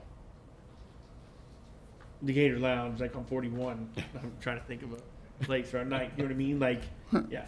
Anyways. Gator Lounge, never heard of it. I don't know. And you know there are things with law enforcement where if they do not observe it, they cannot write a ticket. And there's misdemeanor exceptions where there are misdemeanors that occur, and if law enforcement did not see them, they can still take care of it illegally and through citation and everything else. But yeah, there's so many things that even trespassing things that if somebody's not there to issue the trespass warning, all that stuff, if law enforcement is not the witness, they cannot handle it because then it's a word of mouth hearsay thing. Oh wait, hang on, real quick. So Heather, you are undermining the entire camera traffic enforcement regime right now. But that is different because there's statute for that. Okay. I knew you'd have an answer for me. Yeah. But yeah, passing on the right of a bus, I mean, how's that even physically The right possible? Anyway. It's there. Just a real quick update here on stop arm cameras. Okay, so now these are the dedicated cameras that are mounted on the side of the bus down at what's called the belt line in the vicinity of the front stop arm. So several school districts, now the legislation has changed. Several school districts have begun this. We've been continuing to meet with various vendors on their various programs, and we are intending to go ahead with the implementation of the pilot program for the start of next school year. They all pretty much do the same thing, but the mechanism for it varies from vendor to vendor. So we've met with several. We've got the information, and we are looking forward to moving and putting those, at least for the pilot, on the buses that we know are in areas Mr. Kennedy, where we know we have the violations occur, and they are growing in popularity. We're required to have certain stickers on there and placement and stuff like that, which is depicted in the pictures. But we are looking for the pilot in the fall, and then possibly full implementation of the programs in the springtime. So, with I that, just wanted to add to that, to your point, some of our cameras can't zoom in on a tag number or whatever. Green truck passed, can't see the tag. But this county has traffic cameras too.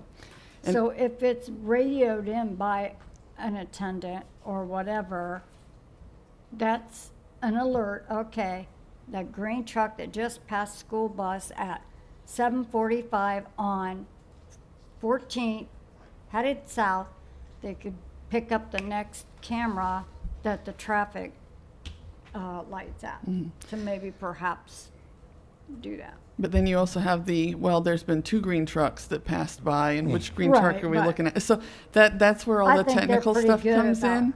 figuring out which was. But if you, like with the buses, it does say camera enforced on those Right, ones that I have see the it. cameras on them. Right. That helps also as well, because we're notifying the public that there is a Right. camera there. Yeah. And that's also part of it. You have to be able to notify the public that they're being observed. Yeah. And otherwise, it's not always able to move forward with citations. Right, I got it. and those camera programs, stop arm camera programs, there has to be, the legislation requires an agreement, typically with the sheriff's office, since they generally have countywide jurisdiction, as to who's going to monitor the video and issue the citations and stuff like that. In most cases, all we do is provide the avenue for the cameras to be out there. School districts have no involvement in all of that processing of information. We just typically would get a portion of whatever the citation winds up comes back towards the district. But again, it's not about a revenue stream or anything like that. It's about trying to educate drivers and change driver behavior in and around school buses, especially when students are loading and unloading. Yeah. So with that, that's about it for us. Is there any questions that we can answer? Great presentation, otherwise. Thank you very much. That was very Yeah, very informative. good. So I saw that the on-time arrivals in the morning are up above 90%, so that's good. So I want to Yes, sir. congratulate you guys on that, because getting kids to school on time obviously is important.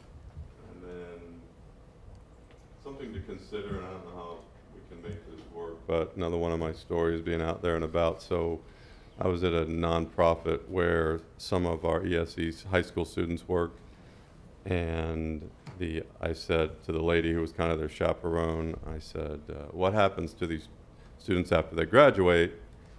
And she said, well, there are opportunities available for them at like MTC, but the barrier is transportation. And so I know they've graduated, but the MTC is still under the school system, so I don't know what the legal aspects of that are. But the point is, and then I was actually at MTC, and I was talking to some ladies there that work with the ESE program at MTC, and one lady said, well, if I could get a vehicle, I'd go get these kids myself. So I don't know what opportunities might be there, but it was a shame that these students who have an opportunity in the ESE world to go get, some training and some job training at MTC are having the barrier of transportation. You might look into it. Yes, sir. Statutorily, we're required to do it through grade 12. Right. We have to. After that, it's just a matter of personnel and equipment and being able to do something like that. But yes.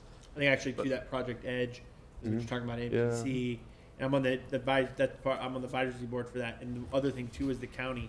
I think that's something we can do as a board, is talk to those folks on the county commission to then work so the bus stop is like not close enough to MTC East Campus. Right. and but in a bus, like those, the handicap, but the disability buses, whatever, are smaller, so it's only like, theoretically it's like around the corner, but it's not like walkable, you know what I Right. mean? And so I think that's something that we can definitely push, because some of them were using that, but that was an issue, is like they can't get to from where that bus stop is on State Road 70, I think it is, all the way, around. So I think that's something we could definitely push with ours, on top of what you're suggesting. Yes, sir. But most definitely, like we were talking about, if we can get more bus drivers, that allows us to do more things. So that's the hope. So it's noted. Or with the vans, maybe. well. And that's, Mr. Penley, there's a big book of laws. So, you dig through there and find something in there that allows, some of those laws are so convoluted and well, it says right here for ESC students, there's an exception in subparagraph 2, line number 5. And that's why we hired you to find that kind of stuff. So I wouldn't want to do anything illegal. I'm just saying, there's all kinds of stuff buried in those laws I don't think any of us have ever really looked at. So that was that ESC issue. And then, when Mr. Rinaldi, when you go talk to the county, is there ever any discussion? Because I see in the Observer a lot of times there's articles about what roads the county is going to improve and what projects are coming up. Is there any discussion about, hey, it would be really good to build this road or improve this road because that would help our transportation and as far as school buses and stuff go? Does that ever come up in your conversation? Not as much when it comes to their roadway priorities, but with meeting them, with our discussions yesterday, we're going to be taking a look at sidewalks, and they asked us to help them prioritize some of the sidewalks in close proximity to the schools. And one of the things that I recommended was we also look at some of our heavy use bus stops, if we're using them for all 3 tiers, and if we could look if there's any sidewalk deficiencies there. But we do meet with them quarterly, and we could pursue some of the roadway issues as well. Yeah. But sidewalks were the topic yesterday when we met. Because I know out in the eastern part of the county where my district is, Lena Road between 64 and 70 is going to apparently be completed, and that'll connect to 44th coming across, and another east, and that north-south connector there is really going to alleviate some of the traffic on 64. And so making a point to them like, hey, this would be, if you're weighing, should we do road A or road B, and road B would really help us out with our school transportation needs, that might be the little weight that tips the scale in favor of building that road as opposed to some other road. It's just a thought.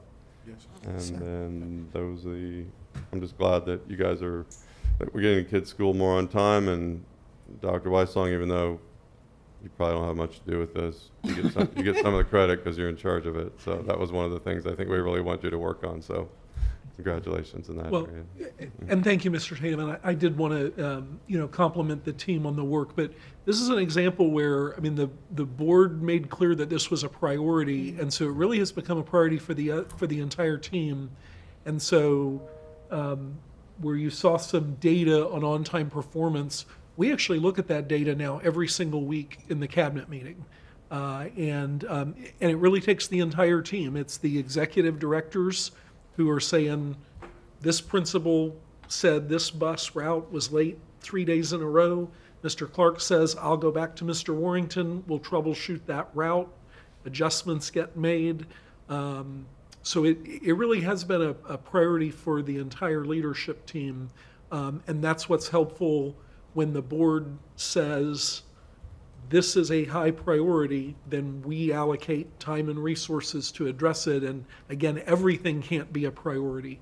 But when all 5 board members say, we've really got to hone in on this, the leadership team responds to that. And so we appreciate the clear signal that this is what you wanted. We really want the afternoon times to get better. We wish we could fix all the roads, all the traffic. But continuing to refine the routes has made a big difference. And Mr. Clark being out at Manatee, I think, has helped with that too, because he brings that principal and school leadership perspective to the operations teams who live in a different world with its own challenges. And so sometimes it's just helping schools and operations understand each other so that we can get to better solutions. But thank you for complimenting the team. They've done great work. Thank you. Thank you. All right. Thank you all. All right. Any other further comments? No? All right. Thank you, staff, for putting the workshop together. Great stuff. Earlier with the safety, that was great.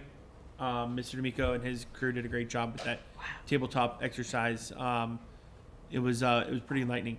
I'm glad we do that with our schools and prepare them for the safety issues that may come. So wish everybody a good weekend. And we'll see you not next week, but the week after. We're adjourned.